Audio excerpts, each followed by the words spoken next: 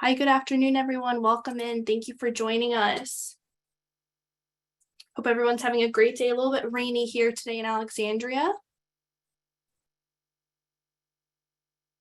Awesome. Welcome in, everyone. Good afternoon and good morning to our attendees from the West Coast. Welcome to our FY2022 CEAR Reviewers Training. My name is Jennifer Garrett, and I'm the Senior Meetings Coordinator here at the AGA National Office. Thank you all for joining us today, and of course, a thank you all for your continued support of AGA. For the next few minutes, I'll be going over a few key items to note for today's session. During today's webinar, you'll have the option to turn on live closed captioning as well as to view a full transcript of the session. If you'd like to turn on and off closed captioning and view the different transcript options throughout today's webinar, simply click the transcription button at the bottom of your screen to expand the section and view the different options.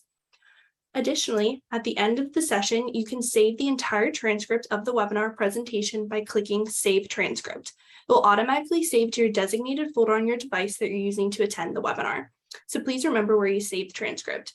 A reminder, you can always customize your video layout preferences during today's webinar. Simply click on the view in the top right corner of your screen to view the different options of speaker, gallery, and full screen.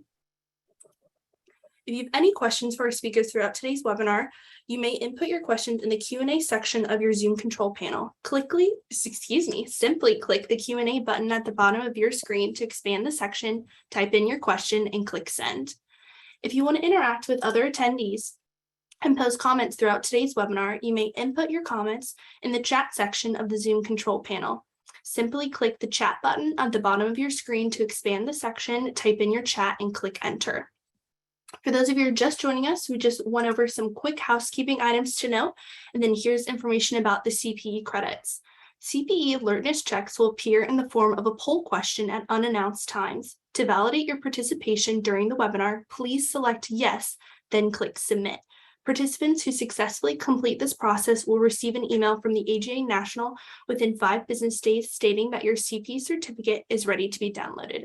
Again, within 5 business days, you'll receive an email stating that your CPE certificate is ready to be downloaded. To view handouts from today's session, please refer to your Access link email. In the email, you'll find the materials link. We also have the link posted on the screen right now, and additionally, I will send the handouts in the chat in just a few moments. Well, again, welcome everyone. Welcome to our FY2022 CEAR Reviewer Training. I'm now going to turn it over to AGA CEO Ann Everts. Hey, good afternoon, everybody, and welcome to training. The CEAR program, as many of you know, was initiated back in 1997, and it was a collaborative effort with OMB with the purpose of helping agencies continue to improve the quality of their agency financial reports and their performance and accountability reports. And many of you either help your agencies develop their reports, or maybe you audit an agency's reports. But either way, through this effort in reviewing an agency report, there are always opportunities to take away cool ideas, cool ways of representing information, complex information, some great presentation effort that you can take back to your agency or recommend to your client, if you're in the private sector, that they think about or consider using in their report. I was a reviewer myself several years ago, about 15 years ago, and I had the pleasure of reviewing HUD's AFR. And I tell you, I would always tell my colleagues in my organization that if you want to learn about an agency, you take a look at the AFR. You can learn so much about what they do, where they do it, how they spend their funding, and how they prioritize their efforts. So let's quickly take a look at the agenda. The next slide. Okay, so we're going to go over the program overview by Andrew. We'll talk about best practices. You'll get to hear from experienced reviewers, and we're really excited to have them here with us today.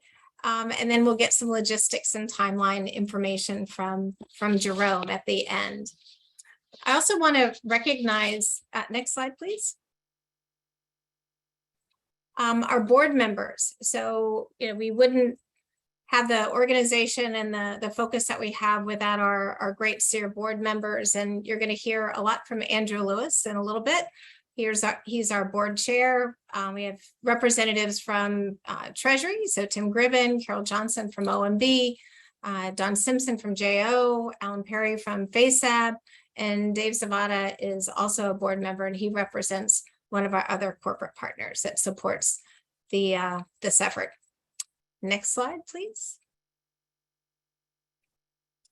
And we wouldn't have an AGA review process without our expert and lead reviewers. And Andrew's going to talk more about the role of the lead reviewers, but I definitely want to make sure that you understand that we have senior experts in the field. These are all experienced senior folks that have either been CFOs, auditors, in the private sector, within government. So you should recognize many of these names: Ken Winter, John Hummel, Diane Dudley, who we have with us today, Jeff Steinhoff, and Wendy Payne. Next slide, please. So I'm handing over to Andrew to take us through an overview of the CEAR program, and please make sure you ask any questions you have, and do use the Q&A function. We want to hear from you if there's something that's not clear. I know Andrew and Diane and our expert reviewers here will help you out on answering them. Thank you. Great. All thanks, yours, Ann. Thanks, Ann. And thank you for being here. And again, I don't want to miss the opportunity to thank you for your leadership of AGA. You're doing an amazing job, and I'm just so proud of everything you've done for our organization and for supporting the CEAR program.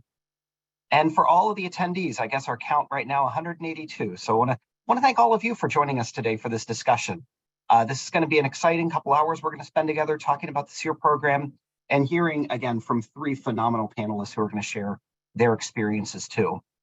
And I guess as I look out on the audience, and I really look at the audience as really kind of either reviewers or potential reviewers.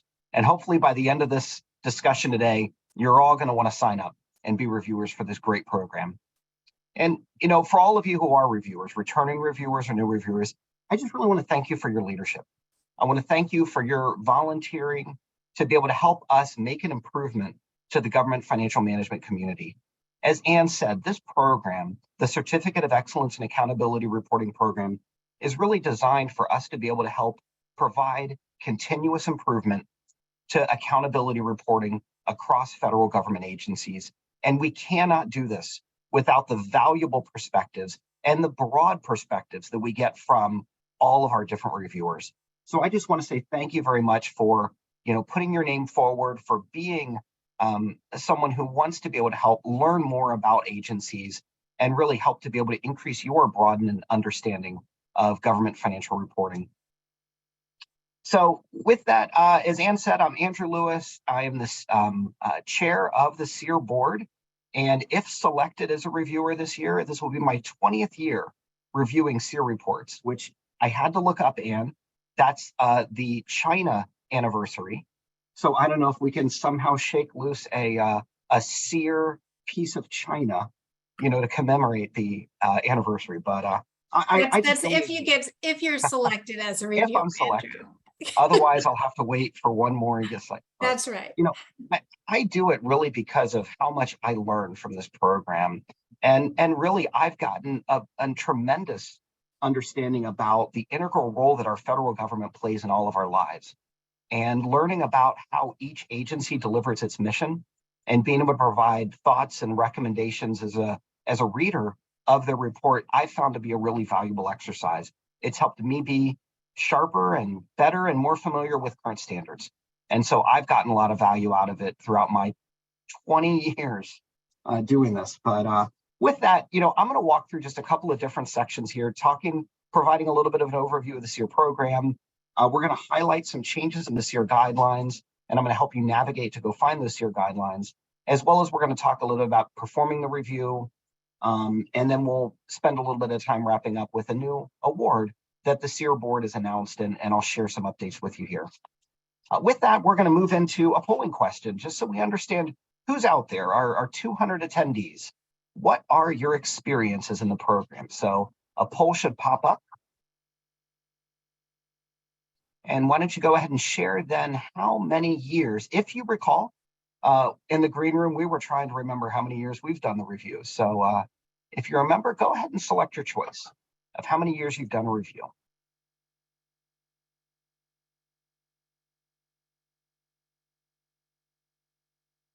Jennifer, I'll leave it up to you whenever you feel like we've gotten enough responses. All right. Wow. Overwhelmingly, a group of people that we need to convince to become reviewers, or hopefully you've already signed up as your first inaugural year to review. As you see there, 80% have not yet completed a review. And so we're really excited to welcome you into this program and for you to learn more about it. And of course, we've got a handful of people who have been reviewers 1 to 5, 5 to 10, and then half a dozen people who've joined us for more than 10 years, our legacy or veteran reviewers. Well, thank you for joining. All right, with that, let's go ahead and if you wouldn't mind, stop sharing, Jennifer, and then I will take over in order to share with everybody, if you give us just a second to transition.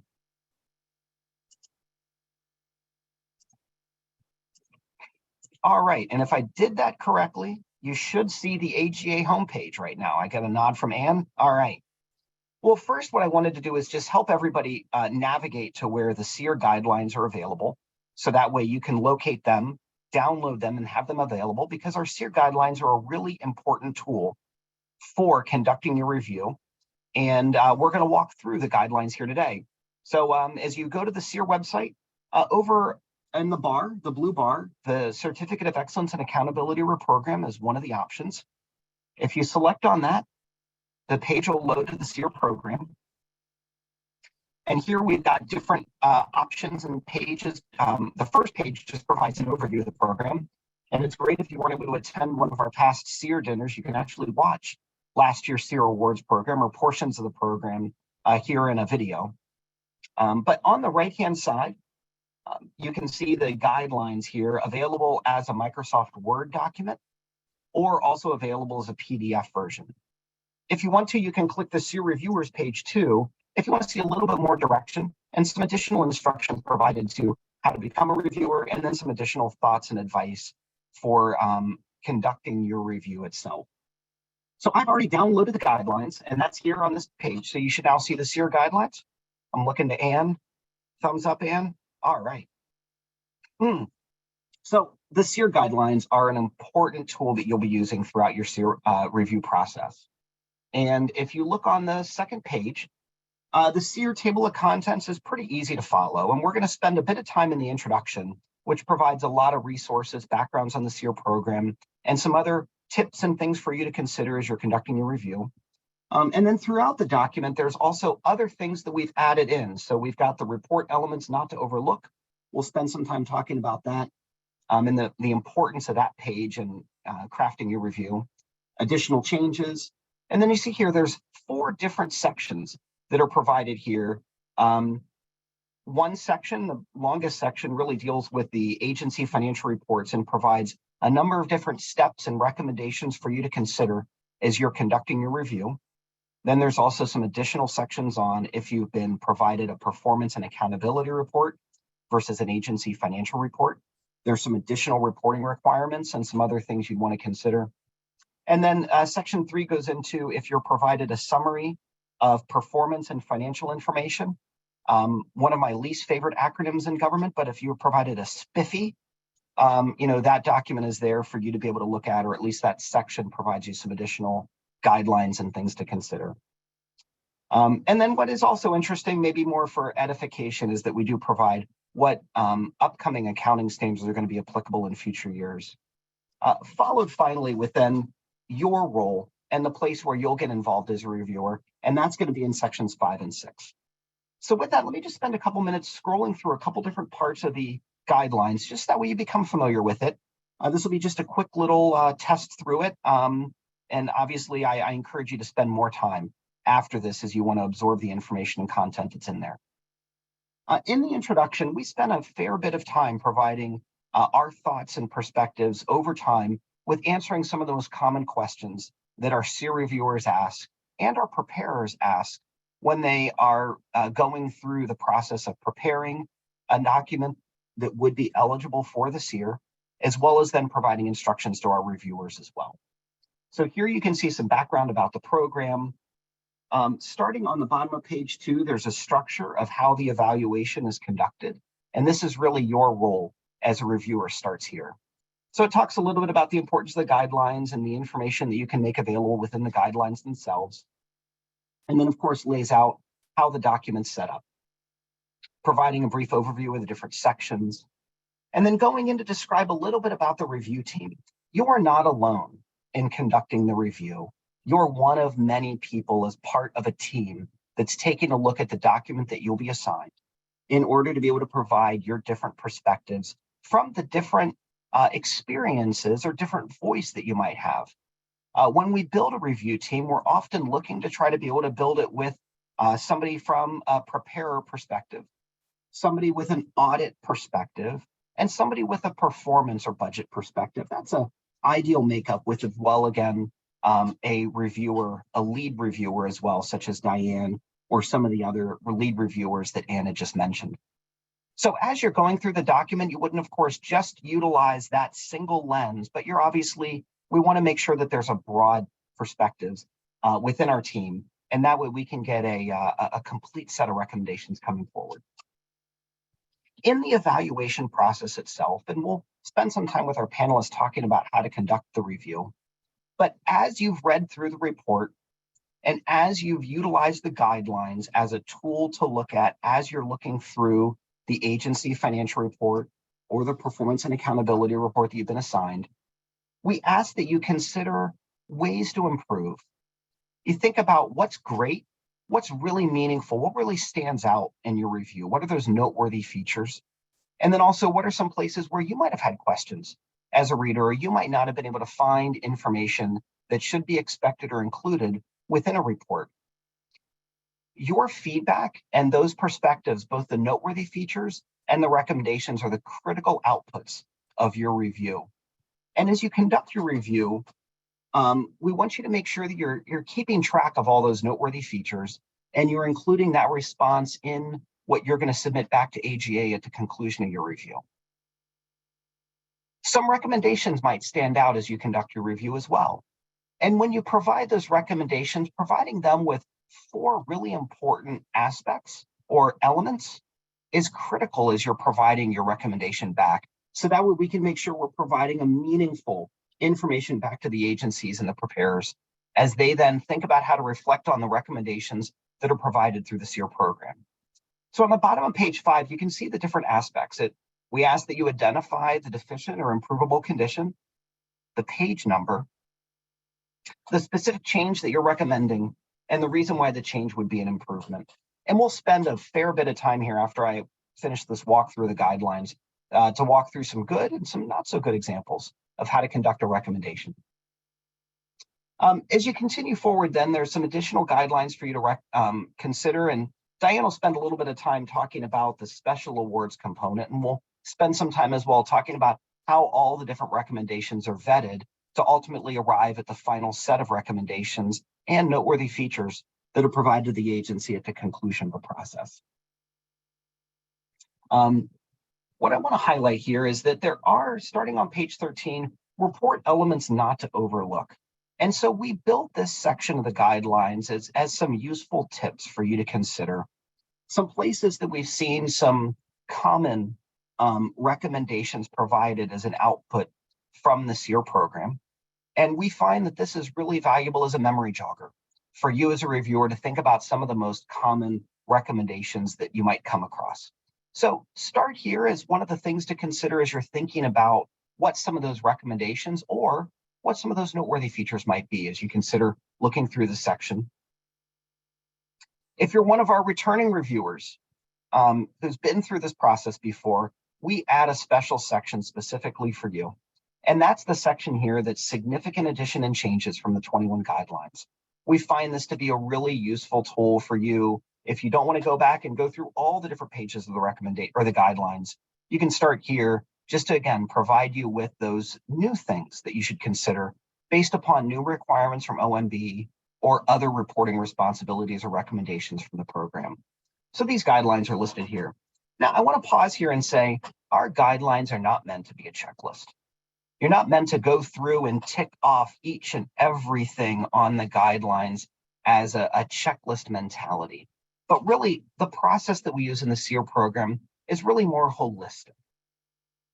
We want you to use your perspectives from your professional experiences, from your knowledge and awareness of what would be expected in looking at an agency financial report or a performance and accountability report, utilizing these guidelines as a memory jogger of sorts to then figure out, is the agency doing an exemplary job, an outstanding job in communicating its message, in meeting the requirements for reporting that then provides you as a reader a meaningful understanding of the agency, its performance, its achievements, as well as its financial results.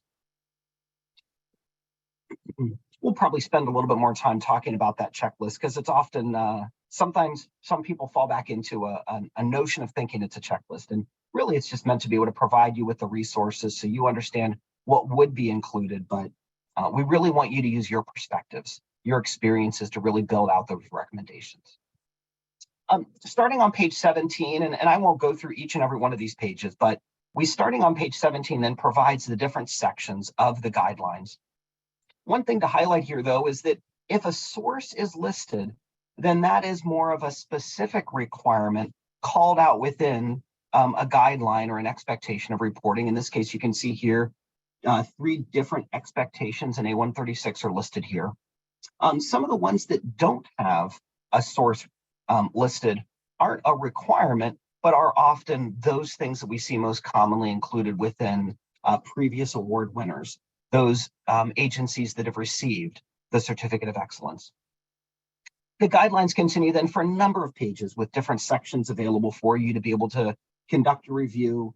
And if you're not familiar with, or you haven't had as much experience in a different section, maybe if you're a preparer, an auditor, or a budgeteer, and you haven't had a lot of time within a particular section, you might flip through the guidelines just to make sure you're familiar with what would be those elements of an excellent report before you conduct your review and start reading through that report.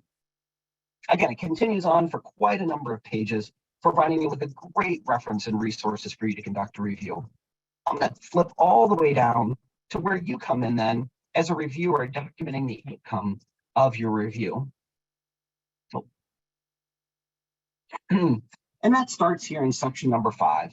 And what's really useful is that we provide the guidelines both as Word or PDF documents, depending on which file or which format you're most comfortable in. You can download that document and start then providing your feedback within this document itself, and then returning your feedback in this document, whether in the Word or in the PDF, is going to be an important way for you to provide that support at the end. So here you'd be able to document noteworthy features that came across. And then as you start thinking about your recommendations, we look for you to be able to bucketize or, provide recommendations in a couple of different, 3 primary areas that we ask you to be able to consider or think about as you're putting forward your recommendations. And as we're thinking about those recommendations, we want to think about those that would eliminate reporting or disclosure deficiencies. Those are pretty significant things that come to your attention where, there really was a gap in information. You couldn't find something that you expected to be in there, something that perhaps might have been required or strongly recommended by reporting guidelines. So you'd put your recommendations there related to, again, reporting or disclosure deficiencies.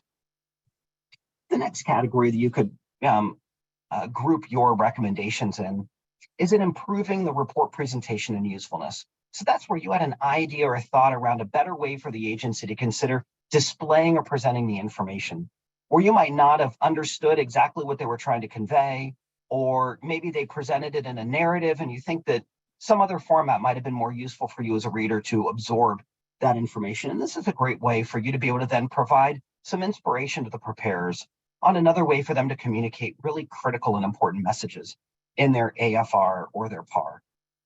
And then finally, the last section are addressing editorial matters. We hope that this is, of course, a very small section, but occasionally, given that these are pretty lengthy documents that government agencies put out, occasionally you might see an editorial matter that might need to be addressed. And so this is where you might put those less significant, but of course, important things you want to bring to the preparer's attention. If you are provided with a summary of performance and financial information for you to review, you would then provide some thoughts and recommendations to those summary documents that are in addition to the AFR or the PAR. There are special awards that you could recommend as a reviewer outside of those noteworthy. And Diane's going to spend some time in a few minutes sharing with you some of the thoughts to consider related to those special awards, which are just a really popular part of our CEAR program.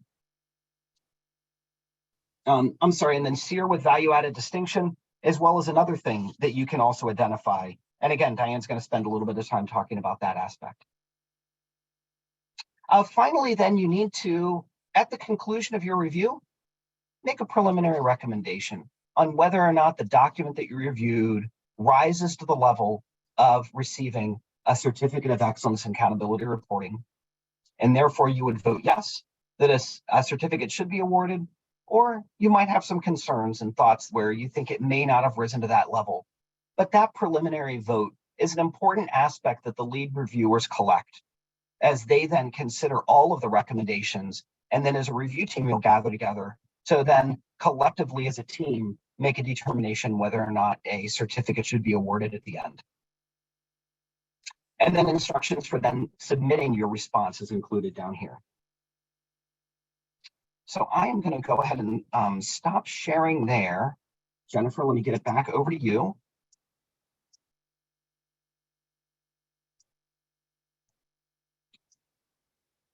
All right, and Jennifer, if you want to take back over the slides.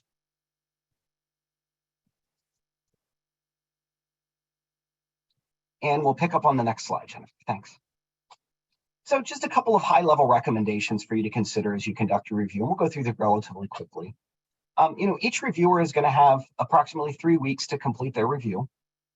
As you consider conducting your review, and we'll hear from the CEAR reviewers how long generally it's taken them, but on average, we find that a reviewer is going to spend somewhere between 12 and 24 hours. As a new reviewer, it might take you a little bit longer. And then maybe as a more experienced reviewer, you might be able to go through the document and complete your review a little bit more timely. It also depends upon the length of the document that you're provided. If you're provided a pretty lengthy performance and accountability report, you might find that your read of that document might take a little bit longer than, of course, a less lengthy document. We encourage you to take your time. It's very difficult to conduct a whole CEAR review in one sitting. I've never been able to do it that way. Instead, I find dedicating time, utilizing chipping away at it, reading it over a week or so.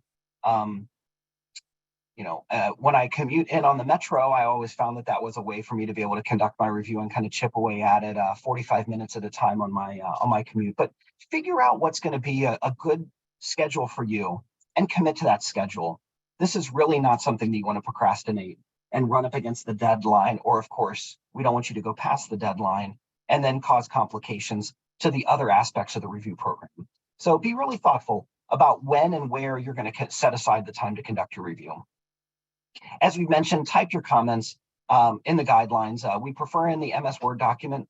That allows for much easier copying and pasting that we can do as we combine together all of the documents, and then email the completed document to the email instructions here, and those are provided at the end of the document. What not to do. And we wouldn't have to say this if it hadn't been done before, so we hope that you don't repeat some of the things that we've seen to avoid. And that would be, as I said, procrastinating, waiting until the last week, rushing your review, not being able to provide the full and complete product that we know you're really excited to provide from recommendations and reviewing the CEAR document. Please do not handwrite. We do not at AGA have the staff or the resources in order to transcribe reviews for 110 or so handwritten reviews. We really ask that you spend the time capturing your review in the MS Word document and then providing that document back to us so that way we can compile everything together in as quick a fashion as we can. On the next slide, Jennifer, as you think about completing the components of a recommendation, again, I want to return back to this because this is really important. Remember these 4 aspects, these 4 elements of a thoughtful and complete recommendation. So again, identify the deficiency or identify the improvable condition. Tell us where it is in the document, identify the page number. Sometimes you might even have to be more specific, a column or a page, paragraph number if it's even more necessary. And then think about what are you specifically recommending be changed in the document? Whether it's in order to comply with an A136 requirement, or whether or not in those other recommendations you might have where you want to perhaps provide some thoughts on how to be able to differently convey information. But then what's finally a really important element is then the why. Why would that be meaningful? Why would a recommendation like yours help?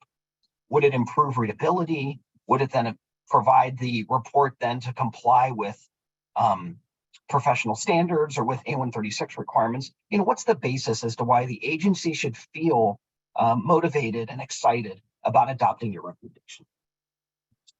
So let's take a look at a couple of examples. And these are a little bit lengthy, but again, all four aspects of the components of the recommendation take some time to put together. You can see here, if we read just the first one on improving the presentation, you know, it lists the specific page numbers and it identifies that there's a discussion of 5 strategic goals. It compares then later on in the document that performance data is provided, but yet it's unclear to this reviewer whether all measures are presented for all goals. So therefore you can see the specific, you know, item that is the deficiency, and therefore providing an explanation of why the measures are key, how many additional measures there are, and designating those additional corresponding strategic objectives would help clarify to a reader what measures are being presented. So you can see here all 4 elements of then what provides a complete recommendation. Now, they don't all have to be lengthy. They could be relatively brief. You can see on number 2, on page number X, there's an org chart presented. On the next page, there's only a discussion of a portion of the organizational chart. So it would be helpful to the reader to understand the significance of why only those 10 are discussed or why the 16 aren't discussed. So you can see here the momentum that you can build as a reviewer. And often once you kind of start cracking the code for including those 4 elements, it becomes very easy for you to then be able to type through and provide thoughtful recommendations. And of course, the lead reviewers are going to help pull together, you know, some of those thoughts together as well if it's not totally there. Continuing on to the next page, Jennifer, you can see again some other examples. Now this one's pretty lengthy, but the reason why it's so lengthy is because it includes a quotation from within the document, just to make it clear why the editorial matter specifically is identified here. So again, including quotations is a great way for you to be able to make it even clearer to the lead reviewer and then ultimately to the agency what is the item that needs to be addressed or corrected. So going to the opposite end of the spectrum, we've looked at some really good examples. Now let's look at some not so good examples. So some things you don't need to do is provide unnecessary comments such as none noted, NAs, or other items that, you know, don't provide any meaningful input to the CEAR program or to the lead reviewer. Another one on the next slide is just a very high level incomplete review, such as this was the entirety of this reviewer's response. My comments were minimal. Mainly the head of the agency's letter doesn't highlight the challenges. Should make note if it's challenges. Positive feedback, there were graphics. So again, that's not really the value that we're looking for. Of course, is a feedback from what we're hoping to be 12 to 24 or so hours, whatever you might find it need to be, you know, to complete your review. As I mentioned on the next slide, you know, not providing handwritten comments or providing comments where you don't provide examples, reasons for the recommendation, or page numbers or information to help the lead reviewer then see what you see in order to be able to help provide that and carry that forward to the whole review team. Let me finish up just a few other comments before I pass it over to Diane. In some cases, as a reviewer, we do like to highlight those reviewers that provided really exceptional contributions to the program. And so just to make you aware on the next slide, Jennifer, is that in some cases we might speak with you about getting the name and information of your supervisor. We found this to be a really useful way to recognize and really acknowledge those people who serve as a reviewer and provide substantial contributions to the CEAR program. So we won't necessarily be providing a response for each reviewer, a letter to a supervisor, but in those cases that we want to acknowledge somebody who really went above and beyond. This is an aspect of the program. So don't be surprised if you get an outreach from Christian, who runs our program, and asks you for some additional information so we can send an acknowledgement. The last thing I want to mention before I wrap up my comments here is just to highlight a new program or a new award that we're providing or launching this year. And that's the Hal Steinberg Excellence and Accountability Reporting Award. We're so excited to be able to acknowledge Hal's legacy and the many impacts that Hal provided to the CEAR program. For those of you who didn't know Hal was a grandfather of this program. He provided tremendous input and momentum to this program throughout his career, and served as our lead reviewer for many, many, many years. So in his honor, we created an award, and the information about the award is highlighted here to really acknowledge a current or recently retired federal career employee, political appointee or contractor who's really demonstrated, like Hal did, evidence of serving as a champion of integrated financial reporting, who served as a role model and has helped to set standards that further performance and accountability reporting. So self-nominations are, of course, encouraged and allowed, but we also ask you to think about those individuals that you think might meet this. And as we think about how we can continue to honor Hal, we encourage you to participate in the nomination process for awardees of the Hal Steinberg Excellence and Accountability Reporting Award, which we will announce the first awardee, we hope at this year's CEAR dinner. With that, I will go ahead and pass it over to Diane, who's going to spend a little bit of time talking about her perspectives as a lead reviewer. Diane?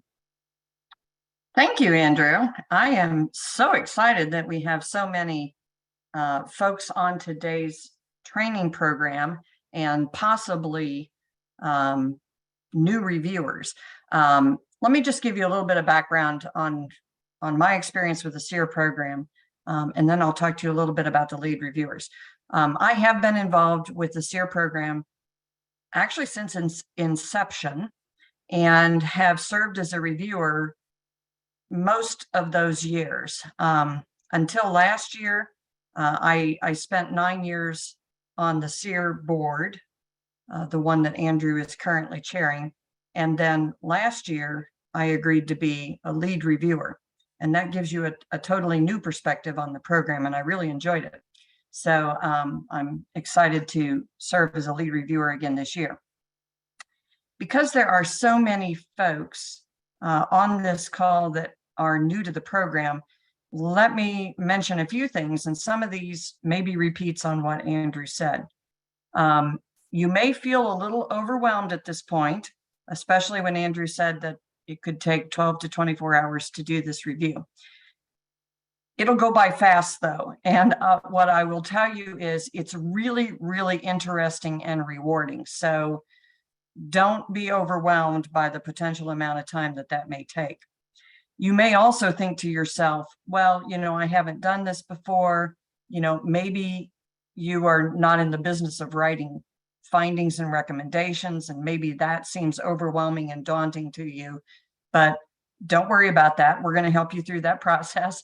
And again, I think you'll find that it's much easier than what you might be thinking at the moment. You will be notified within the next week or two if you're selected to be a reviewer. This is something that you need to apply for. And I'm sure Jerome will remind everyone on how to apply to be a reviewer if you've not already done so. But once you fill out the application, you'll be notified if you're selected. And then in early January, which is not that far away, the next 3 to 4 weeks, you'll start receiving, or the packets will start being distributed. Each reviewer that's selected will receive a hard copy of an AFR or a PAR to review. You won't know until you get the packet which one you've been assigned. So it's always kind of a big surprise when you see the big package in the mail and you're like, wow, maybe this is a late Christmas present. but nope, it's an AFR or a PAR for review, because it'll be a thick package. It's going to have the whole AFR or PAR. It will have a copy of the prior year recommendations if the agency that you've been assigned was reviewed previously. And it may also include a copy of the guidelines that the agency may have annotated in the margins as to how they addressed each of the guidelines. You're really lucky if you get those guidelines. That's optional, but it's very helpful because as Andrew showed you, there's 90 pages or so of guidelines. So sometimes when you're scanning through them and you say, gosh, you know, I didn't see this element, it would be handy to have the agency's notations as to whether they included it or not, or on what page, but that's optional. But anyway, big package. And then you'll have 3 weeks or so to do the review. And this is individual. So this is, at this point, an individual effort. And you'll go through it yourself. Our expert panel here will talk to you about exactly how you may go about doing that. They'll give you some tips and techniques.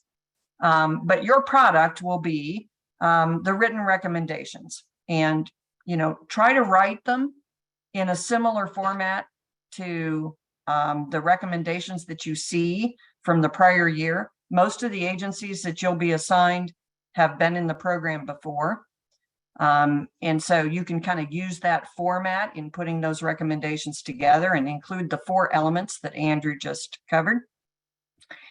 And sometime in late February, early March, you'll receive an email that invites you to the team meeting where everyone that has been assigned the report you're reviewing will get together and consolidate into a final document. That will be the first time that you will know who the other reviewers are. And as Andrew mentioned, there are 4 team members for each review and then a lead reviewer. So in total, every AFR or PAR in this program is going to be reviewed by 5 people. And then the role of the lead reviewer is to consolidate those recommendations from each of the team members into a consolidated document. And that's quite frankly pretty challenging. Interestingly enough, there are very few repeat comments because each of the 5 reviewers comes to the table with a different perspective on what's important, or, you know, a different view on what was interesting or noteworthy. And so there are very few comments that we get that are the same from all 5 team members. The lead reviewer consolidates those. There will be some overlaps. So you may have a finding that somebody else on your team has. So one of the things the lead reviewer is going to do is do a lot of wordsmithing on what you send in so that we end up with one comment if it's for the similar item. And what I do as a lead reviewer is when I draft them, I put the reviewer's initials behind every recommendation. So you will know if I'm the team reviewer on your report, which recommendations were developed from your comments. And that's important because after the comments are all put together, we distribute those back to each team member. And what you need to do then is look through and find the recommendations that you submitted to make sure that we haven't changed the meaning of what you intended to comment on, because we might have missed the point. Or when we merged 2 recommendations together, we might have forgotten an important element of the recommendation. So when you come to the team meeting, we vet out all of those concerns, and we do a lot of wordsmithing at the team meeting to make sure that the final version of that document is exactly what the collective team would like to send back to the agency. One other thing that you might find interesting is we've had some federal agencies participate in this program every single year from the beginning of the program. And you might think to yourself, well, if I'm assigned one of those, are you going to even have any recommendations? Maybe the report's going to be so darn good that you don't have a single thing to comment on. Well, I can tell you that that's never happened. Even the longest participating agency still receives recommendations. In fact, they receive several pages of recommendations. Some of these letters for some agencies are more than 10 pages long. So there is always something to find. There is always something that can be improved upon. So you will have recommendations, I guarantee it. And don't be too concerned if you don't think you're the best writer in the world. Just concentrate on those elements of a finding, put it together as best you can, and we'll work with it during that team meeting. Okay. The team meetings will happen in March, and you will find that those are some of the most rewarding experiences in the program, because you will get to hear and see the comments from the other team members. And I guarantee that the first thing you'll say is, wow, this comment here, I can't believe I didn't see that. That is a great comment. You'll go through them and you'll say, I found some really good comments, but these recommendations from the other reviewers, they found things too.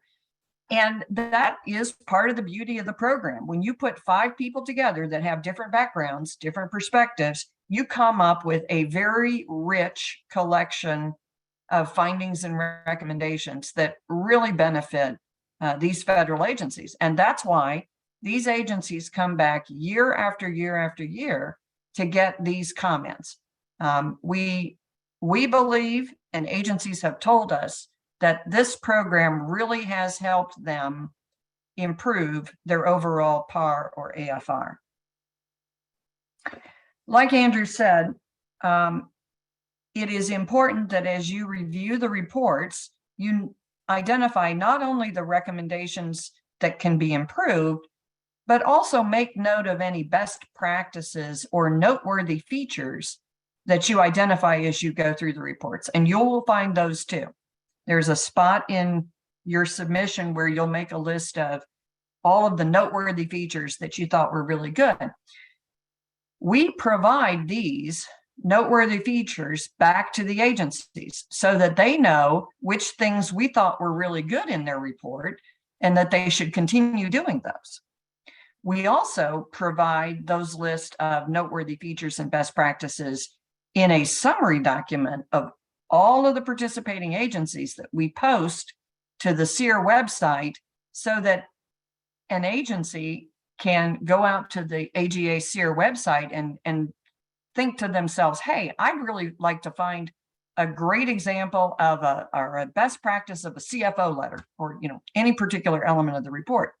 They can go to our noteworthy features section on the AGA CEAR website and find which agencies we called out for having a best practice in a variety of areas throughout the PAR, and then they are AFR, and then they can go to those reports, because there's a direct link which goes out to those reports to find those best practices, and then they can learn from others. And then finally, I'm going to talk a little bit about the CEAR with Value Added Distinction Award. That is kind of the overall big picture award, the one award. You might say that if this was the Academy Award, it would be the Best Picture Award, or the overall kind of award. And we need to get your view as the reviewers of which one of the, 27 to 30 reports that we received this year would be that award winner. Next slide, please. Okay, I'm going to talk a little bit more about the noteworthy features and best practice elements. Like I said before, we cite noteworthy features in every letter. So as you're reviewing, keep a running list of the best practices. Last year, I know I had a report that I thought had just an excellent appendix that explained key terms used throughout the report. It was a highly technical agency, and it was like terms that you wouldn't normally know. So it was a glossary, not just an abbreviation appendix. You'd add a glossary of terms. I thought that was really unique. Some reports you're going to find have interactive features where you can click on the electronic version of the report, and you can get into videos or other graphics or other documents or other links that just help you understand an element of the report. I should mention that you will do most of your review using the hard copy document that you receive in the mail. But we do ask that each reviewer try to find the AFR or PAR online, because that's one of the tests that we have in our guidelines, to make sure that these documents are easily accessible. So you need to find it online, see how easy it's to find it, and to check some of the internal links to make sure they work.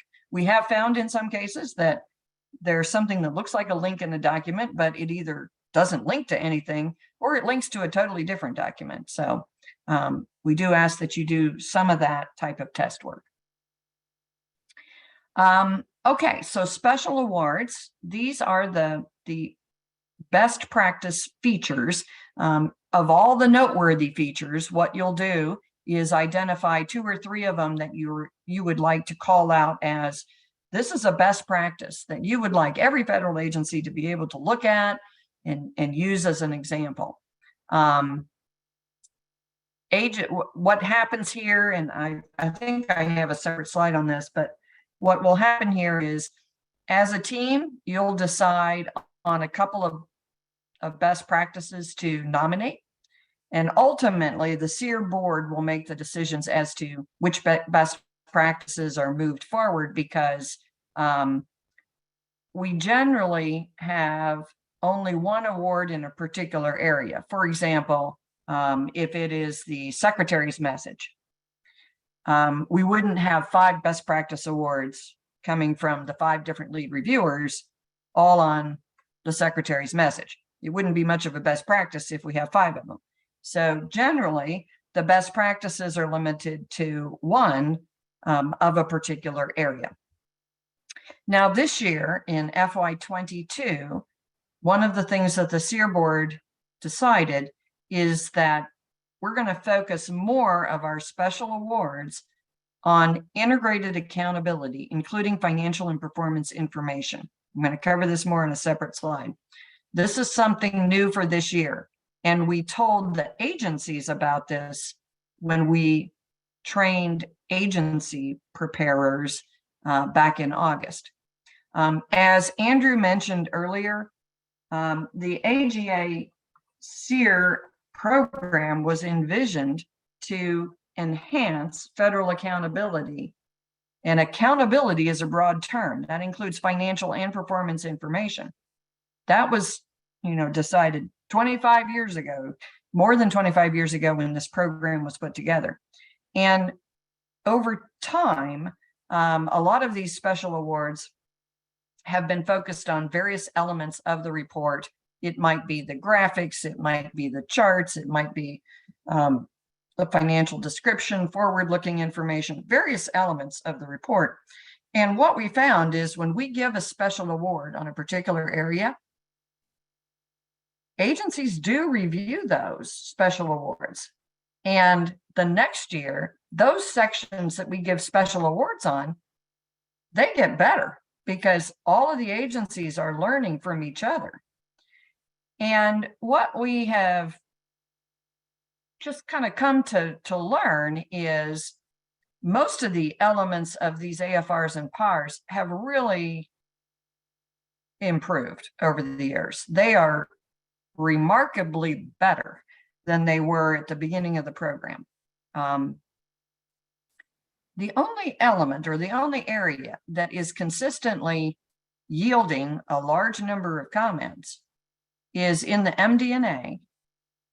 There is generally less performance information and less linkage of performance and how much did that cost and what were the results.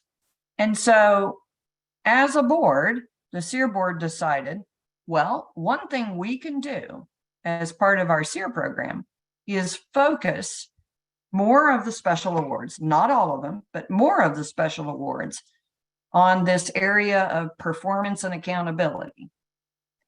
And we hope that what that will lead to is improved performance reporting in these reports. So I'm going to cover that on a separate slide. And then finally, I mentioned CEAR with distinction. This is a major award, only one agency per year. Next slide, please. Okay, noteworthy features. This is an example actually from 2 years ago of a very interesting graphic. I know you can't see it, it's very small, but very colorful, unique because it's talking about COVID-19 funding. But this was an area that was identified as a noteworthy feature in that report. These are some of the areas of commendable practices. I mentioned some of those before. You know, it'll strike you as you go through your report what a commendable practice is. And you'll see some examples in the letters that you received from the prior year. So we want to identify these for the agencies. And I think they really appreciate the fact that we recognize some of these best practice features in their report. Next slide, please. On the left-hand side, these are some special award examples from the prior year. A report that tells a story or a timeline, inspiring photos and captions, informative financial highlights, sidebars and vignettes that are of particular interest, graphic displays of complex matters, and IG summaries of challenges. Basically, any element of the report is eligible for a special award. There are no standardized listings of special awards that you can choose from. It's just anything that happens to strike you as being unique or a best practice. These are the super noteworthy features. Reviewers need to state why they think an element is noteworthy. So please don't just say, hey, I really like the secretary's message. Why? You know, what was it about that message that made it a best practice that you think other agencies could learn from? Oftentimes, the special awards are focused on things that are new and unique, like the requirements to disclose climate risk. In fact, I know last year in discussing with many agencies, they would actually ask the CEAR reviewers, can you give us some examples of best practices in climate risk or this, that, and the other? I know as lead reviewers, if Anne might receive that message from an agency, Anne might send me a message saying, do you have some good examples of ERM? You know, and we will look through and see what we can do to give them as examples, even if they aren't special awards. Okay, next slide. So the special award focus for FY22, we would like to concentrate more of our special awards on the performance area. So there's 2 slides here. These are just a example lists of things that we'd like you to kind of have in mind as you go through the reports. We'd love to be able to give some special awards in areas like the agency's strategic framework or performance structure, strategies and processes being pursued to achieve the agency's strategic goals, the balance of performance and performance results, performance highlights. You know, these are just examples. They don't have to be exactly perfect in any of these areas, but just hopefully this will spark an idea of something that we can look for in these reports. Next slide.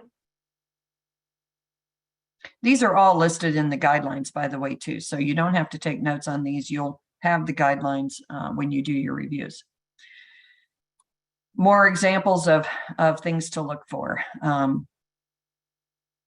Linking costs with performance goals, linking cost information on the statement of net cost with the performance information with results, and integration of risk information into performance reporting. So I would estimate that of the special awards this year, maybe half of them will be focused on the performance area, and then the other half will be in a variety of other areas. Last year, we gave 14 special awards. Again, there's no specific number on special awards that need to be given. It's ranged anywhere from, I think, 4 up to 14. 14 is probably the max. So generally an agency, well, let's say if we have 27 or 28 agencies participating, we kind of have a target that we wouldn't give more than half of that in a special award. So maybe if there's 28 participating agencies, there may be 14 special awards. But again, no specific number. These special awards are really exciting. After the teams meet and you conclude whether an agency should be the recipient of a CEAR award, the overall CEAR award, those agencies are notified that they have received the award, and they're invited to the awards ceremony, which will be a dinner, generally a black tie dinner. So this is a fancy event. It's quite fun, quite formal, quite fun to go to. And they'll know that they're receiving the overall award, and they'll designate somebody, oftentimes the CFO, to come up on stage and receive the award. What the agencies don't know is if they're the recipient of a special award, because we keep these confidential.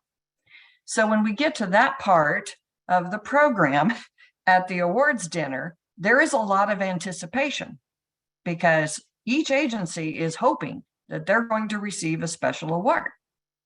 And so it's kind of like an awards show ceremony that you might see on TV. Anne will get up on stage and she'll indicate a general summary of what a special award is being given for. And then she'll say, and the recipient is, and then there's this pause, and she'll name the agency, and everyone will jump up and down and scream. It's, there's a lot of clapping and anticipation as to what these is, and people get really excited about these awards. So it's hard to part of the program. It is. It's hard to explain until you've seen it and been there, but it's these are really exciting. So anyway, and they all come from you, the reviewers. So this is your one of your greatest inputs into the program. Next slide, please. Okay, I really have covered this. The CEAR board ultimately discusses each award that the teams put forward as a recommendation and makes the final decision. And then those are completely confidential. And by the way, other things that are confidential are the agency that you're assigned to be reviewed.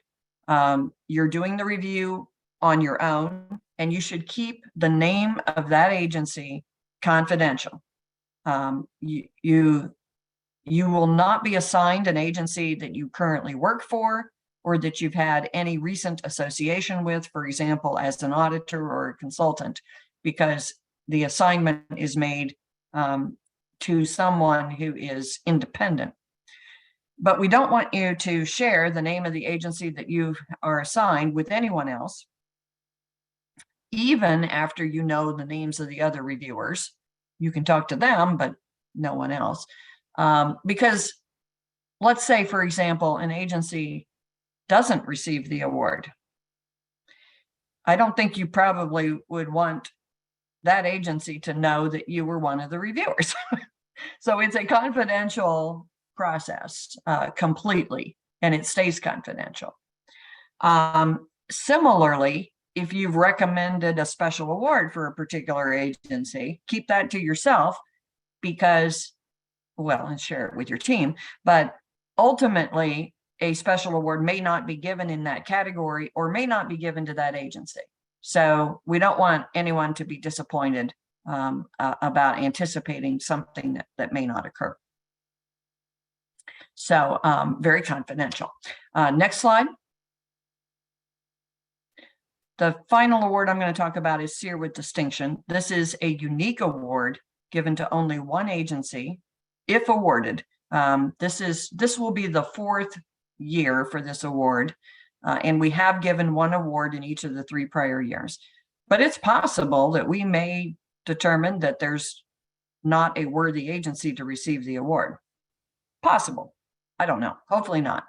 But this is specifically for how an agency demonstrates that financial management added value to the agency. So this is for financial management adding value, not the secretary, not other people in the organization, but how the financial management organization added value. Some examples are listed here. An agency developed metrics enhancing U.S. and global safety on air travel. But these were metrics that were developed by the financial management organization. An agency applied data and analytics or artificial intelligence to some aspect of their organization.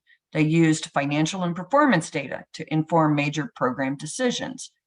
And then finally, an agency provided well-integrated performance and financial information to tell its performance story and demonstrate accountability. These are just examples.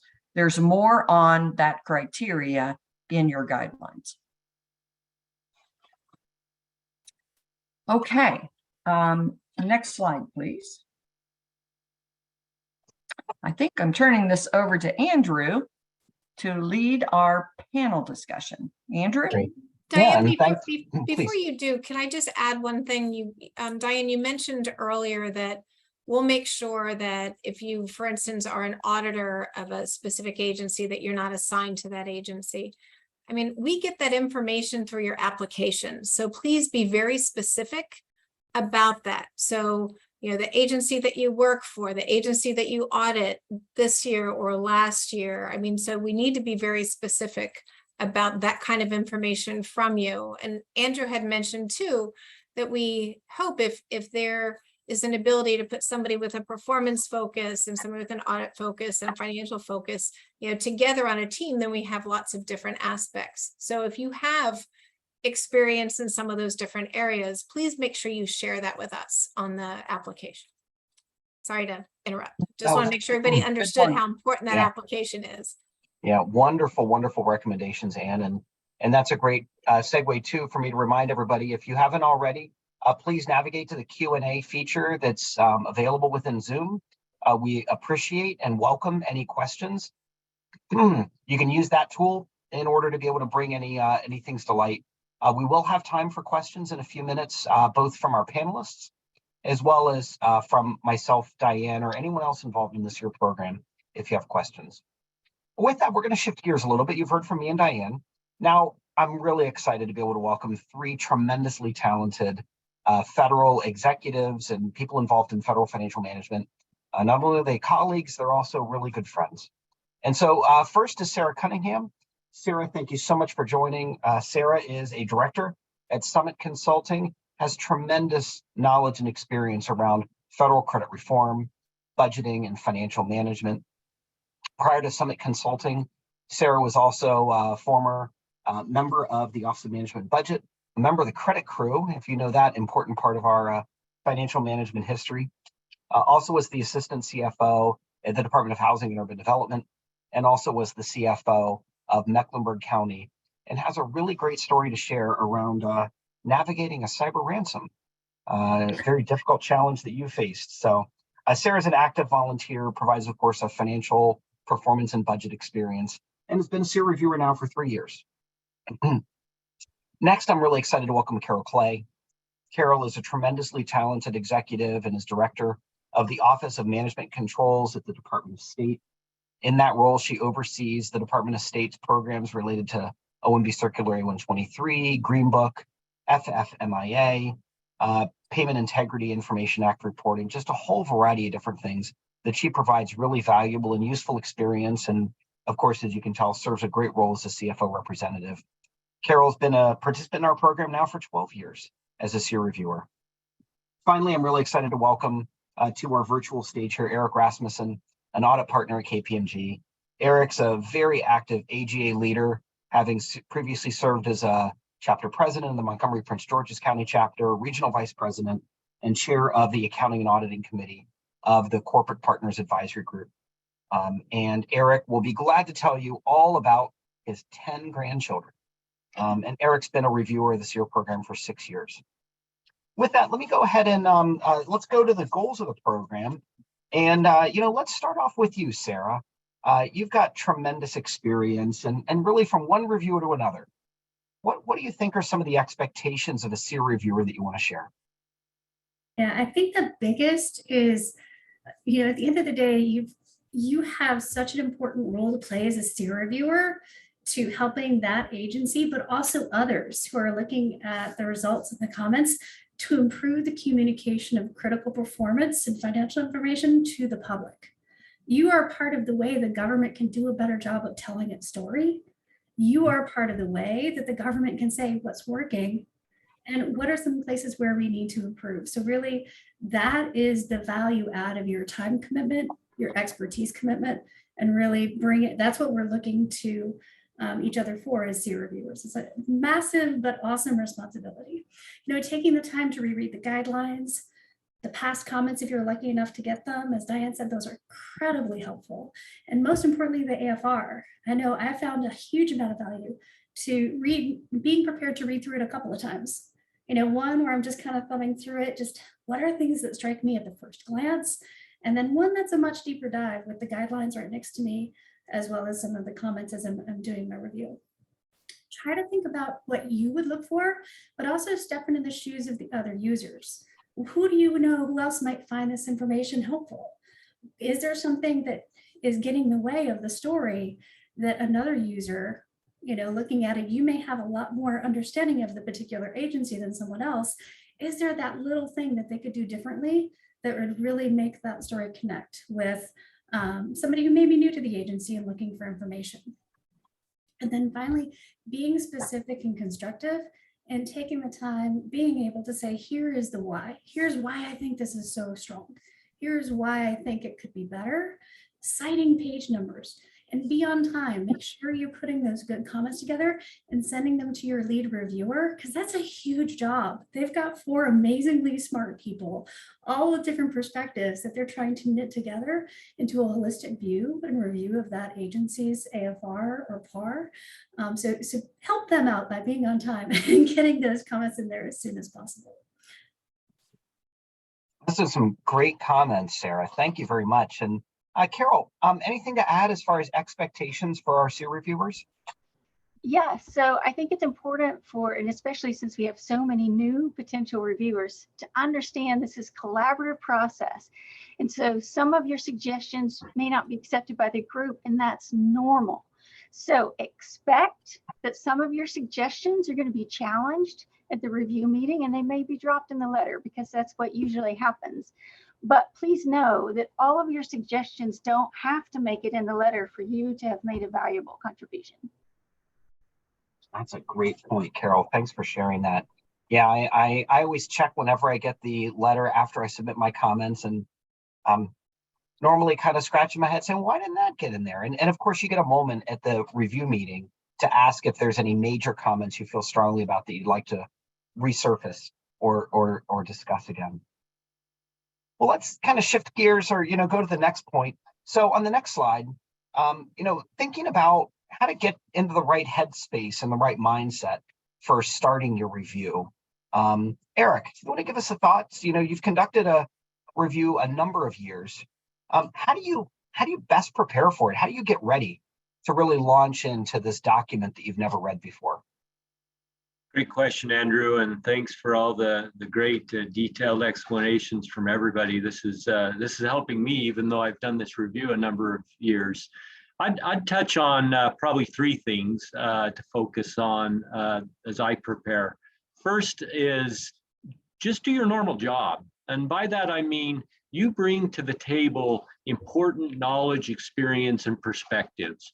Don't underestimate your skills and ability. You're going to be meeting, I mean, these lead reviewers, they're luminaries in the practice. And I'll admit, the first time I did this, I was pretty intimidated. You know, you're going to meet with Hal Steinberg and it's like, wow. But don't be intimidated. Don't be afraid to put in your comments and your thoughts. As was mentioned, it may not make it in the final set of comments, but that's okay. They can't make any comments that nobody offers. So use your experience, your perspective, and don't be afraid to estimate or to put what you think ought to be in there. Second thing I do to prepare is allocate some time. And this was mentioned a little bit. It's going to take a little bit of time, and so you really need to set aside some blocks of time. If you're trying to fit this in between meetings and running from here to there, it's just really hard to kind of get yourself into the review. So I find it helpful to have chunks of time to review it, not necessarily all at once, but get some chunks of time set aside on your calendar so you can really focus on it. And then the third thing I'd say is, and this has been mentioned as well, Andrew talked about the additions and changes section of the checklist. That's kind of the first thing I go to, because that's one of the areas I want to look for, see if the agencies are picking up those new changes, how they're incorporating it. There are certainly other sections in that checklist that are very valuable as well. So I take a look at that and kind of gear myself up. So those are three of the things I do, Andrew. That's excellent, Eric. And Sarah, you know, Diane mentioned we all have that same experience. That package shows up on the doorstep. If you elect for a hard copy, you realize it's not a holiday gift, and you realize it's the review finally came, and now you got to get started. But so what do you do as far as going from that point to really getting ready to start your review? Sarah, other thoughts? Yeah, I mean, the first thing I do really is I'll stock up on good tea and snacks. In all seriousness, I think Eric, you had some really good points. You know, starting off with the plan and setting those expectations. Also, I'm a budgeteer at heart, so part of my plan and time commitment is I'll say, here's my own checklist. Here's what I want to be able to do where I'm meeting all of my responsibilities as a CEAR reviewer, but getting the context. So as a budgeteer and a performance person at heart, I'm going to take a look at the agency's budget and brief. I'm going to take a look at their strategic plan. This year, I'm really excited if I'm lucky enough to get accepted as a reviewer. I want to look at, if relevant, elements of their equity agenda or the agency learning agenda. Being able to pull some of those in just to get an idea of the context that the agency is operating in. This is not a deep dive, but I'll spend about 20 minutes, half an hour, just trying to get a sense of that environment the agency is operating in. And then I'll kind of go through my checklist of, okay, now it's time to review. I've got my sticky notes. I'll do my first pass, put these sticky notes next to the pages that I thought were really awesome, or there's a beautiful chart, or there's something I didn't quite understand. And then I'll be prepared to do my deep dive. You know, usually I'll take, that'll be one Saturday. And then a follow-up Saturday where I'll do the deep dive and write my very specific review comments alongside as I've got the paper version in front of me with my sticky notes, the online version up, because sometimes the different presentation formats will present differently. You see something online that may resonate, may not work as well in paper or vice versa, but it gives you a better understanding of what the agency is trying to go for. And then really just making sure that I'm following that timeline. And then if I run out of snacks, I've got somebody that I can call, Uber Eats or something to bring more. But getting comfortable, it's making sure you've got that headspace and you're thinking about it without distraction. Well, that's great. Favorite snack, Sarah, do you mind sharing? This is going to sound awful, and don't tell my dentist, but I love corn nuts. Corn nuts. Okay, That's what I'm reviewing, the AFR or the bar. all right. You know, you touched on something that I also do too, and that's really kind of learning about the agency. Oftentimes, I don't know much about, other than the agency's name and a general idea about its mission. I don't have a real deep understanding about what it does. So before I go in and read how they want to capture or portray what they do, Sarah, you mentioned you spend a lot of time looking at budget documents or kind of, you know, some of the other documents that are available. I also am a bit of a news junkie, and I kind of reflect on, what have I heard about this agency in the last year in the media? What has been noteworthy of this organization that I would expect they'd probably have a point of view, or that I would be surprised that they don't discuss a major program, a major event or activity, or something that might have put them in the news? Because obviously, if it made its way to you, it probably is meaningful that the agency talks about as an accomplishment or something related to its programs during the year. Just one thing to consider as a way just to kind of get a little bit of a running start to the agency and its activities. Well, Jennifer, let's go to the next slide, and let's spend a little bit of time here on this one, because the performing the review, that's really the heaviest lift of the activity. Carol, you want to, could you maybe describe a little bit about your advice on how you Sure. conduct your review? Sure. Now, I'll make 2 points here. The first one is, I can't emphasize enough how important it is to read the whole report first. You might have initial questions from reading something in the MD&A that are answered in the notes. But if you stop and start and try to figure out the answers to questions, you know, instead of reading it all, you know, you could waste quite a bit of time. And the second point is that I highly recommend you have the digital version of the report open while you're reading the hard copy, because the find feature in PDF is essential in my reviews. You can search any word, number, phrase, and that makes it so efficient to make sure that the amounts are the same in the front and the back, and that they've referred to the same number of embassies, same number of currencies, and so on. So you can just search so quickly in PDF using the find feature. So that's my favorite. That's great.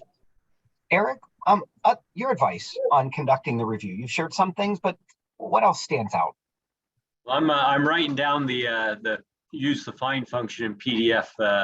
That's a great suggestion. It's been mentioned a couple of times, but I definitely agree with the read it through first fairly quickly. Look for, you know, does it tell a story? Does it really kind of explain the agency? Learn about the agency. That helps. So when you go back and go through it in detail, and as I go through that first time, I'll flag things and mark a couple of things that I want to look closer at. But I try not to be too bogged down, and that's probably a good time also to be looking for those special award nominations, because when you're kind of seeing it from the big picture, you can kind of look for where those special awards might be. I'd like to say tag a couple of things to come back to. Then as I go through the second time, you know, don't overlook areas that you don't have expertise in, you know, because one of the things we're looking for is that fresh perspective. And quite frankly, if you can't understand it, it's not written the right way. I did a review of a agency a few years ago, not going to name it, but a very technical agency, and their performance measures, I read them several times. I've got, you know, some pretty good degrees on my resume, and I was like, I don't know what you're talking about here, folks. So I really wanted to, you know, I made some comments about, you know, can somebody understand what you're saying here?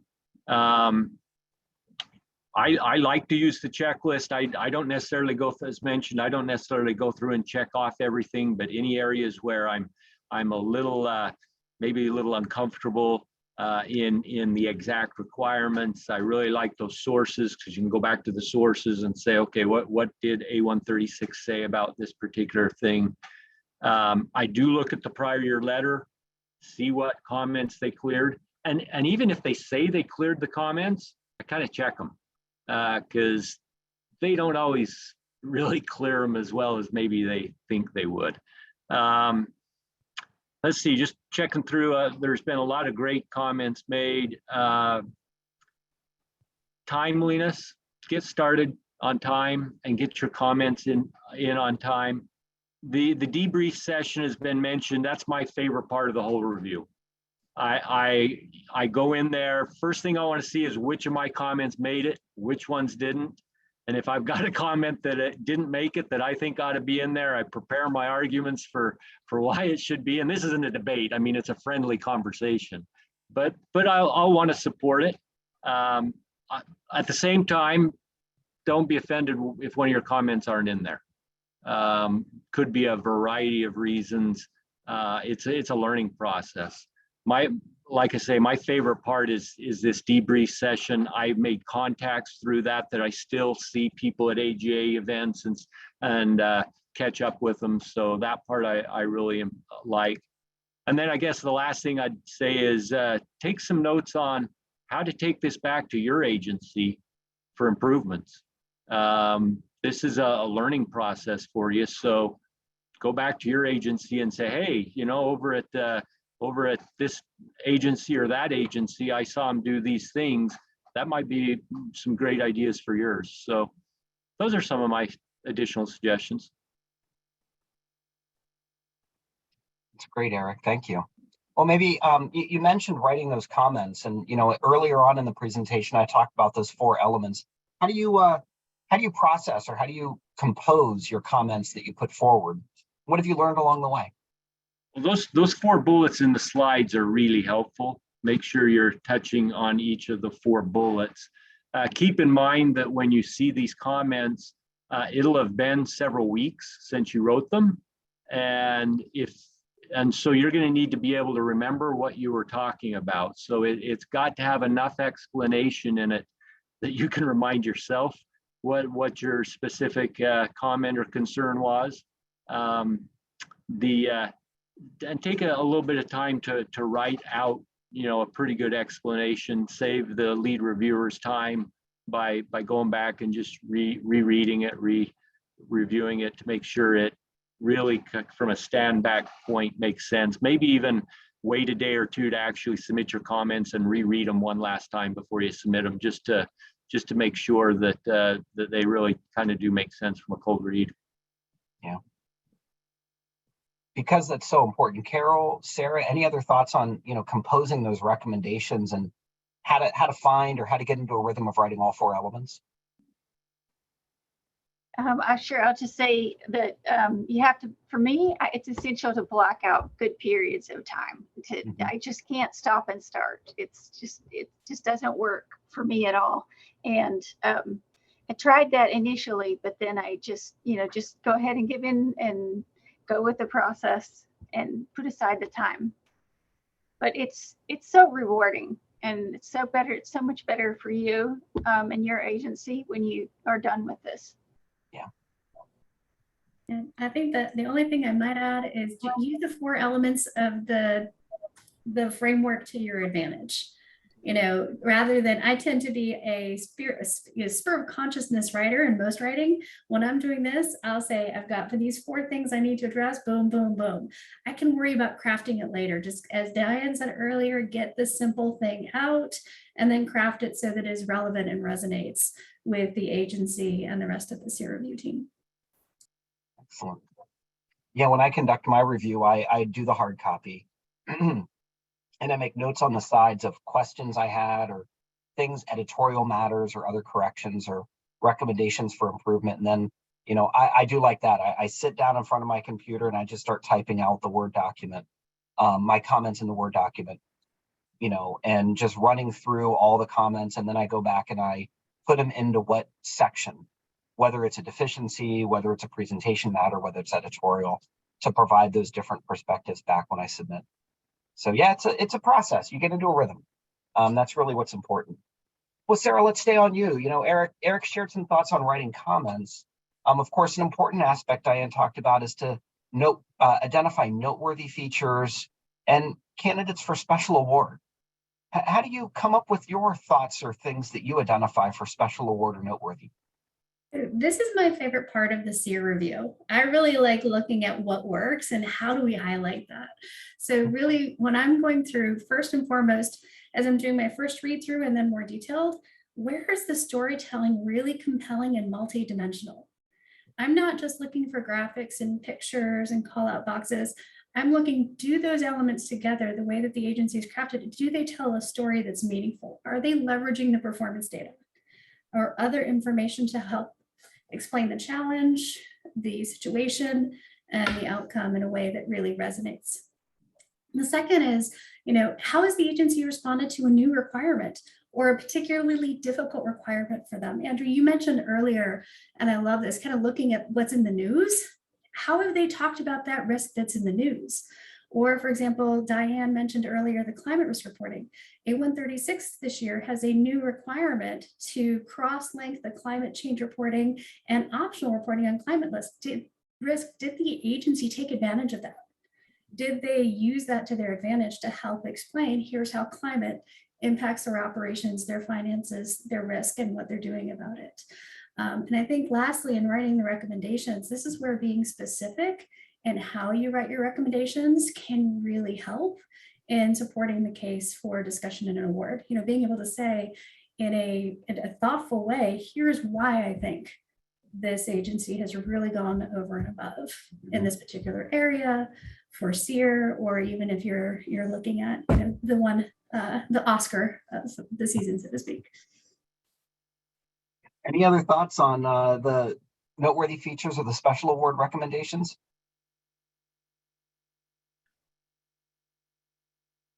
All right, well, let's go on to Eric and others have touched upon on the next slide, the importance of the review meeting, where all the reviewers come together to share their thoughts and perspectives, and where the lead reviewer presents the proposed response. So Sarah, why don't we start with you? Can you just talk about your experiences, maybe set the stage a little bit? Who comes to the meeting? What's your experience? How do you prep for the meeting? What's your expectations as you go through the discussion? Yeah, absolutely. Now, I've been through it a few times, but because at least one team member was out of state, all of my experiences have been virtual, even pre-COVID. So I don't have any experience for some of the folks who've done in person, but they were amazing. It basically, I agree with Eric, it's one of my favorite parts, 2 to 3 hour sessions where a lead reviewer would compile all of our recommendations, all of our thoughts into one very cogent document. And we would talk as a team about what are the trends and comments, what are things where there's overlap or where there may be some questions as we step through the guidelines so we can reconcile our perspectives. Some of them were very live me. My first CEAR lead reviewer was Hal Steinberg, and I have to say that's part of why I'm still in the program today. Just loved those discussions coming out of and all that I learned from just that 3 hour session that Hal led. And also very collaborative, as Carol was saying, keeping in mind that it's really collaborative. I've never had an experience while lively that it was nothing other than a learning and shared experience for everybody, which I really appreciated. In terms of preparation, once our lead reviewer would share the consolidated notes, I wanted to read those to understand what the comments that I had were and weren't accepted. If they weren't accepted, I tried to understand why and be able to say, I don't really need to worry about that. I understand why, because I've seen everything else together. If there were questions I had on others' comments, I'd want to put those and prepare those in advance so I could raise, hey, I see this comment, help me understand where this is coming from, both to help me understand, but also so we could potentially make a better recommendation for the agency on that particular thing. I think the third thing for preparation is making sure that the time is blocked. And if it's virtual, be on camera. It really reduces the temptation to multitask and really helps you get the most and put the most into these review meetings. Yeah, you bring up a really important point, Sarah. I always read through to see and Diane mentioned this, the other comments that reviewers made. I learned the most from what I missed to then think about, having that lens or that view the next time I see another report. It's really some tremendous insights you gain. Carol, what about you? What have been your experiences in the review meetings? What have you gotten out of it? I do think the in-person meetings were more efficient, although I have to say I don't miss having to try a parking space around the AGA office in Alexandria some of those years. had to park down the street. But one thing in particular I'll mention that in my experience, there have been several years where there were other new reviewers who just expected that the report they were going to be assigned would win an award. And so they felt like a no vote was taking something away from the agency, or might be discouraging. And so it's important for all of the new reviewers to understand this award must be earned. It must be deserved. Paying an application fee and participating in the program isn't enough. So just be objective when you read the report, and if the agency truly earned it, then vote yes. And I'll just say, if you aren't sure if the report deserves an award, then submit your initial vote as a no. You can always, change it at the actual meeting once you've heard, the full commentary around all the comments. Well, Carol, you'll be pleased to know you don't have to fight for parking this year for the review meetings. They will be virtual. So you'll be able to join from wherever you choose to participate. And Sarah, I like that recommendation. To come on camera is a great way to stay engaged in the conversation. Well, let's go on to the last slide for our panelists and talk a little bit about after the review meeting. Eric, could you share some of your thoughts on what happens after the review meeting, and then how do you stay involved in the CEAR program afterwards? Well, the first thing you've got to do is get the dinner on your schedule, because that's the reward for. Well, maybe the review meeting is the reward, but try and come to the dinner if you're local here in DC, because it's well worth it. And there's some great points there on the slide, but I would say probably one of the biggest things is talk up the program, share with your colleagues, and recruit some new reviewers. And yes, I see the attendees on the list, and I noticed my coworkers that are joining me here. So thank you to all of my coworkers who have joined in here. But really, I keep doing CEAR review because I think it's a benefit for me in my professional career. I learn from it, great networking opportunities, and it's just kind of the icing on the cake of the year end, getting everything done. It's just kind of a celebration of excellence. And so go out and recruit your coworkers, your friends, get them involved. Like I say, there isn't a person probably that you work with that isn't qualified to participate in this, because they each bring a new perspective. So be an advocate for the program. Yeah, that's great. Yeah, absolutely. Thanks, Eric. And certainly I want to highlight that, the lead reviewer or Christian from AGA will reach out to you, may ask you to take a read through the final letter that is the results of the document. So make sure you stay attentive to your email following the meeting as well, to make sure that any final comments or discussions are conveyed to the AGA and the lead reviewer before they finalize the submission to the board and then to the agency. Well, let's pause here. Diane, I think you've been watching the chat or the Q&A. Any questions out there or anything from the Q&A you want to highlight for the audience? Well, most of the questions have been answered, but there's one here pending, and I'll just ask it and we can discuss it. Are there any requirements to be a CEAR reviewer, like certification or work experience? Well, I think, first of all, and Andrew, you can chip in too, you don't have to have a federal background to review these reports. These are federal AFRs or PARs, but what we find is we've got a lot of state and local government folks that review these reports as well. And you don't have to be, we have some people that are educators, independent folks, people that work at agencies, people that work at firms. So there's not a specific background that you need to work on this, and there's no certification required. Although if you have them, that's helpful. So no specific requirements. Diane, can I add something in there? One of the things that I don't think has been mentioned here is that we don't overly emphasize reviewing the actual financial statements and footnotes themselves, because those have already been audited.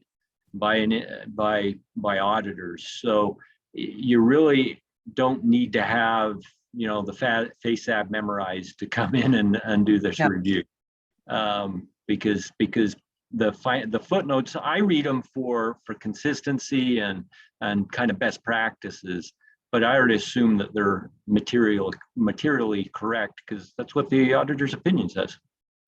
Right. I think that's a very important point. When you see the CEAR guidelines and you see that they're 90 pages long, if you flip through the sections, you're going to find that 70 of those pages relate to the financial statements. And you might think to yourself, oh my goodness, this is a lot on the financial statements. But I can tell you that I spend the least amount of time looking at the financial statement section when I do a CEAR review, and I spend the most amount of time looking at MD&A. By far, you know, that's the most interesting, informative area, and then some of the back sections behind the financial statements. Now, you will look at the financial statements because what you're interested in is to make sure that the report is consistent and that the information that's being discussed in MD&A and other aspects of the report are consistent with what the financial statements show. But this is not a re-audit of the financial statements at all. Andrew, I'll mention a couple of other things that popped up there.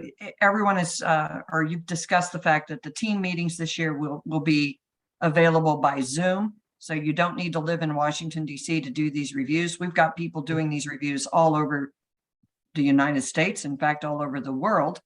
So that's not an issue. I will say that last year, I actually don't live in DC anymore, but last year I was in DC during March. And so I offered to my teams the opportunity to do an in-person team meeting if they so chose. And 3 of them did. And so we did a hybrid version where some of us met at AGA's offices and the rest were on Zoom at the same time. And so I think that actually helped because some people really enjoyed the in-person collaboration. So it is possible that you could have a hybrid meeting, but if you're not able to get to DC, you can still participate by Zoom. Sarah, you mentioned that you use sticky notes as you go through the report. I do too. My things were tabbed all over the place. I would tab best practices in one color. I would tab potential issues in another, so that, you know, I could kind of navigate through the report. I thought that worked pretty good. I loved Andrew's comment about looking for newsworthy items, because those newsworthy things that happen to an agency, you would expect that they would be somewhere highlighted in MD&A. And so if they're not, that may be a potential question or a recommendation that we would pose. So that's a good thing to do. Another thing that I don't know if we've commented on is the guidelines themselves are fairly lengthy, but they give you the criteria that you're looking for when you're going to write those findings. So when you look at the guidelines, off in the right-hand side, there's an indication of what is the authoritative literature that led to that guideline. It may be OMB A136, it could be the audit bulletin, it could be A11, but the original criteria is listed there in the guidelines, and you will find that to be very helpful in writing your report. If the particular guideline is blank in the right-hand margin, that means it's a best practice. So it's not something that is authoritative, but it's something that over time, the guidelines have been enhanced to identify all the best practices for a particular area.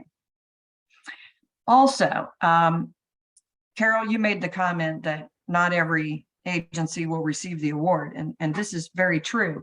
I think last year of the 27 submissions, 5 agencies did not receive the award. So it's not just like 1 or 2. Some of those agencies were in the program for the very first time, and some of them had received the award in a prior year and did not receive it last year. So an agency Just because an agency has received an award in the prior year does not mean that they will receive it in the current year. Also, again, those guidelines, you can refer to them as you do your review, but not every guideline needs to be met for an agency to receive an award. The award is on the overall document. And so, sometimes I've had reviewers that say, well, I don't think we should give them an award because they missed this one thing. Well, overall, that one thing wasn't the most significant in the report. So just because they miss one element, that is likely not going to nix them from receiving an award. On the other hand, there are some elements that are really important. And if they fail a really, really, really important element completely, that could nix them from an award. So this is something that the team meets with as a whole and decides on. Hey, Diane, can I yeah. add to what you're talking about as far as getting an award or not getting an award? I'm almost kind of going back to basics. Basic eligibility for the CEAR award there are two things, not only meeting the rest of the requirements, but one is having an unmodified audit opinion. And the second is that the agency submitted it to OMB by the due date. So that's November 15th. Now, if there are extenuating circumstances, sometimes OMB will give them a pass and we'll let them, they'll let us know that, hey, it's okay. They got it in the 16th. There was somebody out of the country. They missed a signature or whatever. I mean, so yeah. they're extenuating. Yeah, what we're looking for there is OMB has to give a written approval for an extension, and we would accept that. But that's true. But that is true. And that doesn't mean that an agency won't submit to the program, because we have several agencies that know that they're not going to receive an award because they don't get an unmodified opinion, but they're moving in that direction, and they use the CEAR program and the comments to help improve their report year after year. Diane, we've had some more Q&A come in while we've been talking, and I think that there's not only in the Q&A, but the chat, some potential new reviewers or people who might be persuaded by our conversations today, and really want to invite all of you to consider applying to be a reviewer. And Jerome provided instructions to do so, and he'll go over that in just a couple minutes. There's another Q&A asking when we're going to hear from Jerome. Just a second. Jerome's coming to share his thoughts and perspectives. Another one about retirees. We would love to have retirees or people with any experience, whether it's current or prior. You've got some great knowledge and skills to share, and we'd love to get your perspectives. Looks like some preparer potentially recommending that they do get value out of the comments provided in the financial statements and notes, because sometimes it's different things than they've heard from their auditor, which is always valuable. And also validating the prior year comments and making sure the agency is on track with lessons learned, corrective actions as we're able to with the information we're provided in the review. So actually, Andrew, that just reminded me of one other thing. As we've mentioned, if the agency that you're assigned has been reviewed previously, you'll receive the letter that they received in the prior year. And one of the things the agency is asked to do is indicate for every prior year recommendation whether they have addressed it or not. And if they have not addressed it, why? And sometimes it's because the recommendation can't be implemented for one reason or another, or the recommendation actually was technically not correct. And that can happen. There can be a recommendation that just isn't correct. But we need the agency's perspective on why they haven't recommended or why they haven't implemented it. If you find that they haven't implemented a prior year recommendation, those are generally repeated in the new recommendations. And we indicate at the end of the recommendation, this is a repeat comment, okay? And the reason that's important is because when you look at the set of new comments and you find that more than 50% of the new comments are repeats from prior year, that is not, that's not received favorably by the review team. right? Because they're thinking, well, maybe this agency doesn't really care that much about these recommendations, or they're not looking to improve. And so it is viewed favorably when prior year recommendations are implemented and less favorably when they're not. So just something to keep in mind. We have one last question that I want to cover, and then we need to finish up in our last couple minutes. Diane, the final question that came in is, from a lead reviewer perspective, how do you allocate or assign the agencies for lead reviewers? Do you review the same one every year as a lead reviewer? Do you shuffle them across the different reviewers? Well, and how do you ensure consistency?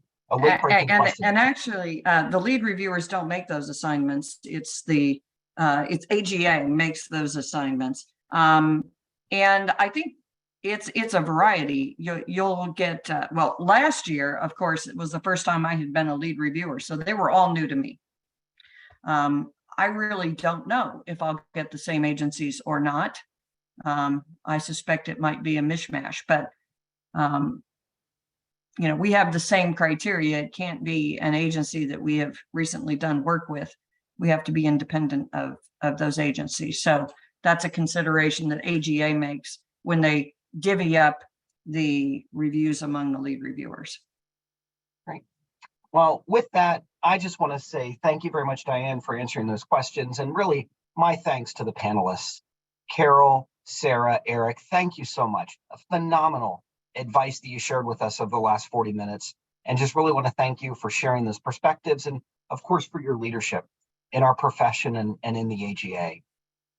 Well, with that, in just our last couple of minutes, Jerome is going to come on and share with us some additional information around what's expected of our reviewers, and then also how you can become a reviewer if you haven't already applied. Jerome? Thank you, Andrew. And for that one fan who's been waiting, thank you for your patience. Just real quick, I know we only have a couple of minutes. I just want to give you a brief overview of what to expect in the next few weeks and the next few months. So on your screen, we have this month. Please do apply. I know 80% of you will be first-time reviewers or thinking about it. So we have convinced you. And if you want to do it, please go to the website and apply to be a reviewer. We will notify you of your application status before Christmas, before the holidays. And we also will start the agency assignment before the holidays. In January, we'll start sending reports to you via email at your home address. And you have 3 weeks to review those documents, the statement, the PAR, and the AFR. And then starting February, we'll start scheduling the meetings with your team, with your assigned teams and your assigned lead reviewers via virtually. I know many of this logistic were covered by Andrew and Diane earlier. So just a brief refresher. And like they said, all the meetings will be through Zoom. Next slide, Jennifer. And in March, all the review team meetings will happen in March. You'll be assigned a lead reviewer, and you have we'll schedule the meetings. We'll do we'll send an invite out to you at your whatever the agreed time for all your team members, and you will receive up to 2 hours of CPE. That will depend on your lead reviewer how long the meeting will last. And then in April, we'll have the CEAR board will meet and talk about the special awards, and we'll start sending out comment letters to the agencies in April as well. And late April, we'll send out invitations for the CEAR award dinner ceremony, which Diane mentioned earlier. We do have booked the JW Marriott for the award ceremony, which will happen on May 31st. I guess all the reviewers will be invited. Please do put that on your calendar. And this is a time to celebrate and have fun and celebrate our fellow agencies and celebrate you for being a reviewer. Next slide. So just a quick overview of your contact, or to for your information, Kristen Denson, our newest AGA staff, will be the lead for CEAR. Unfortunately, she's not able to be in this training, but she will be in contact and regularly communicate with you if you are one of the reviewer. All the packets will be emailed to you. And like I've mentioned, all the physical packets will also be mailed to you via UPS in January. And we'll follow up everything through email, and do expect some communication from Kristen as well. So once you receive the packet, please email Kristen that you have received it, and we will calculate, or she will calculate the due date from your email. So again, you have 3 weeks to review, to make your comments and to review the assigned agency to you. Next slide. To what's included in the package. So the packet will have your agencies, assigned agencies, AFR and PAR. If there's FY2022 CEAR guidelines completed by agency, again, this is optional. Some of them will have it, some will not have it. Prior year list of recommendations provided by AGA. Again, this is optional for agency, so some of them will have this in the packet. And of course, and another optional will be the SPFI, the Summary of Performance and Financial Information. So this. Hey, Jerome, if you'll go back a slide, please. So the prior year recommendations, so we have those letters, so those will be in the package. So you will for sure get those. And I do want to say to our panelists and all our speakers today, thank you so much, because during this discussion, 6 new applications have come in to be reviewers. So you all are making magic, and thank you to those of you on the line or on the webinar that have already applied. It's awesome. We can't wait to get to meet you, and thank you for volunteering your service. And there's always room for more. So keep Cool. sending in your applications. Our goal was to just convince 1, but now we have 6. Now we got 6 more. But All that's right. not all, right, everybody? Exactly. Like I've mentioned, please go to our website. This is still the URL. Please find out about the program. It's a great program, and how to be a reviewer and be part of the program. So again, thank you. Next. You will earn a CPE for this training that you have attended. I believe 2 CPEs, and we'll be sending out the certificate to you within 5 business days. So any question, please email Kristen Denson. That's her email right there, or email me also.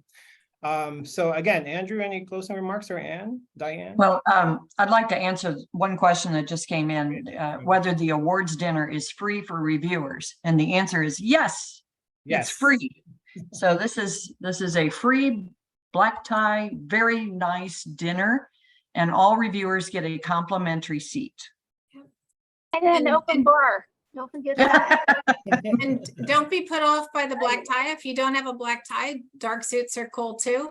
But when you think about it, this really is the only celebration of folks in the financial community for work that they've done all year long in preparing and doing great financial management, working with their colleagues from across the C-suite, and then communicating with the public through their AFR and their PAR. So it really is a celebration, and everybody was very serious when we say we hoot and holler and we scream and we shout and we clap and we get all excited. And so yeah, it's a lot of fun. I just want to say thank you all very much for joining today's program, and we really do hope that you continue to support this great program. The CEAR program is a banner program for the AGA, and something we're really proud to continue to support, and hopefully you'll join us in that support as well. Thank you all very much, and have a wonderful afternoon. Thank you. Thanks, everybody.